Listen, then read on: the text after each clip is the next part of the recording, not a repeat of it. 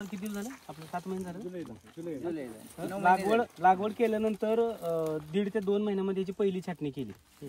आज लागवड केल्यापासून पहिल्या छाटणीनंतर निघणार हे 5 फुटवे। फुटव्याची उंची बघा 1 2 3 4 5 पेऱ्यावरती। आता हा तुम्ही म्हणत असाल की बाबा इतका लांब पेरा का आपल्याला वाढवलाय, आपण का पडू दिलाय, तर ह्या छाटणी करण्यासाठी जिथं आपण कट करणार आहे तिथं बुंदा हेवी आणि मजबूत झाला पाहिजे। जर कवळा असेल तर तिथं परत निघणारा फुटवा स्ट्रॉंग निघत नाही। त्याच्यासाठी आता 5 फुटव्यामधून आपल्याला काय करायचं आहे, मधला फुटवा काढायचा आहे, आपल्याला इथं सेंटर ओपन करायचं आहे। मधला फुटवा काढून आपल्याला सेंटर ओपन करायचं आहे आणि या ठिकाणी याला अशा प्रकारची 1 फुटावरती 6 फुटावरती आपल्याला छाटणी करायची।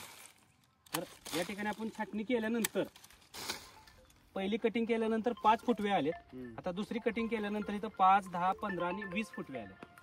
म्हणजे अजून ही 3 महिन्यानंतर तुम्हाला अशा स्वरूपामध्ये झाड मोठं बुंद्यानं आणि गुच्छानं भरलेलं दिसेल।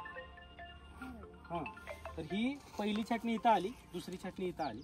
आता इथं येणाऱ्या फांद्या त्याला नंतर इथं सेकंड प्रूनिंग, तिसरी प्रूनिंग। दूसरी चटनी में एक नया सीखने को मिला कि ये स्ट्रॉन्ग होना ही चाहिए।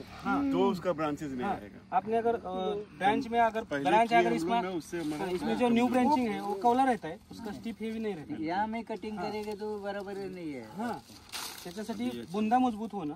आता 1 2 3 4 पेर वाढलं, 4 पेऱ्यानंतर इथं खाली बुंदा मजबूत झालाय।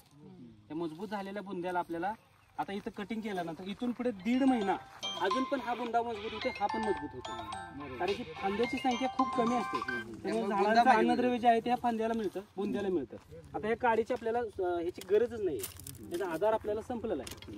आता ह्याला काठीची गरज नाही आपल्याला इथून पुढे। बरोबर। हा, बघा आता ही अशा कटिंग टू कटिंग करत करत आपल्याला त्या झाडांना आपल्याला पर्यंत पोहोचवायचं। मग डॉक्टर साहेब इतकं जागल्यावर कसं झालंय शेतकरी मग